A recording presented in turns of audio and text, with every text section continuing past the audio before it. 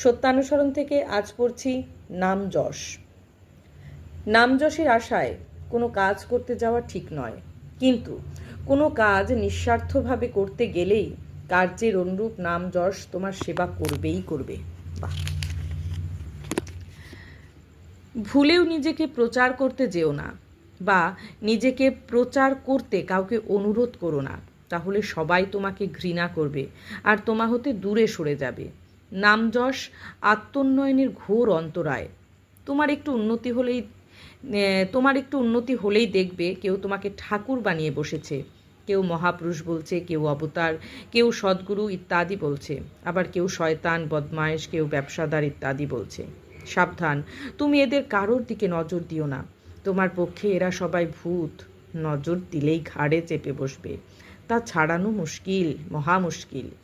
তুমি তোমার মতো কাজ করে যাও, যা ইচ্ছে তাই হোক। নামযশ ইত্যাদির আশায় যদি তোমার মন ভক্তের আচরণ করে, তাহলে তো মনে কপটতা লুকিয়ে রয়েছে।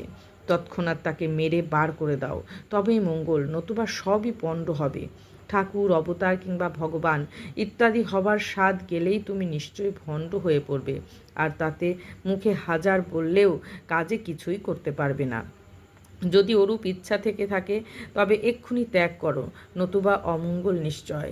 তুমি যেমনতর প্রকৃত হবে, প্রকৃতি তোমায় তেমনতর উপাধি নিশ্চয়ই দেবেন, এবং নিজের ভিতর তেমনতর অধিকারও দেবেন। ইহা নিজে প্রত্যক্ষ করছো, তবে আর চাইবে কি? প্রাণপণে প্রকৃত হতে চেষ্টা করো। পড়ে না পাশ করলে কি ইউনিভার্সিটি কাউকে উপাধি দিয়ে থাকে? বন্দে পুরুষোত্তমম।